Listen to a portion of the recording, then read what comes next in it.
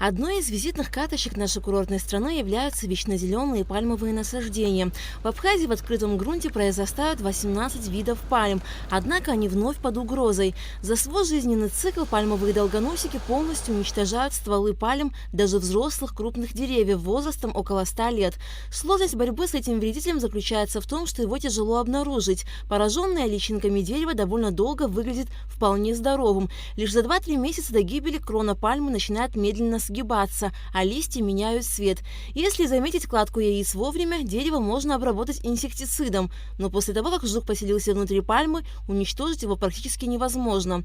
Дерево обречено на гибель. В настоящее время вспышка заражения наблюдается в Гагарском районе и Новом Афоне. Буквально дней 10, может, тому назад поступил сигнал от жителей Гагры, и мы через нашего районного инспектора связались и подтвердили эти факты, на что было выписано специальное предписание о необходимых мерах, которые надо провести. По словам председателя Госкомитета по экологии Савелия Читанава, несвоевременное и неправильное лечение пальм могло привести к заражению и гибели. Тут невольно задумываешься, или применяют, но неправильно применяют, хотя были соответствующие специальные обучающие лекции со стороны специалистов, или же просто не обрабатывается. Я не могу судить. Факт остается фактом, что если погибает пальма, значит, что-то пальме не хватает. Скорее всего, видимо, неправильное лечение. Тут, как было сказано, на точке роста надо заливать не спеша, аккуратно. Если это крупноствольная элитная пальма высокая, то от 5 до 10 литров надо вливать. Но это, на самом деле, такой трудоемкий труд.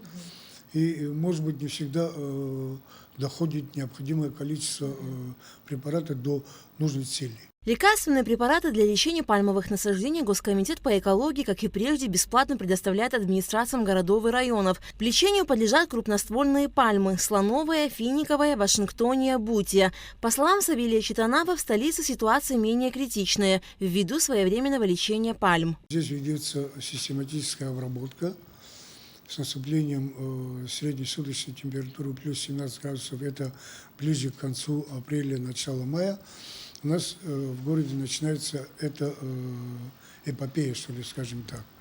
Но также мы связаны с главными администрациями или соответствующими службами районов, которые также должны и обязаны провести эти мероприятия. Были несколько случаев, когда погибшая пальма уже с обвалами листьев, все листья вырубали, по тем или иным причинам не удавалось срубить дерево под корень, и на следующий год вроде дает всходы.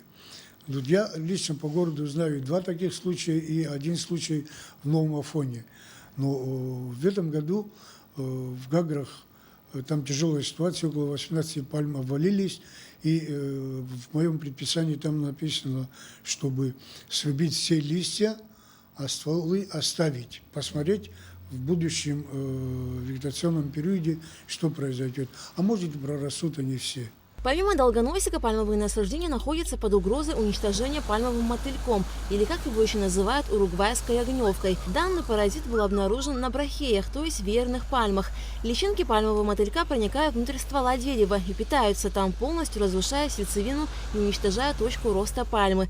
Специалисты рекомендуют начать профилактические работы своевременно, то есть с наступлением весны. Алика Трапштимургугохия, Абхазское телевидение.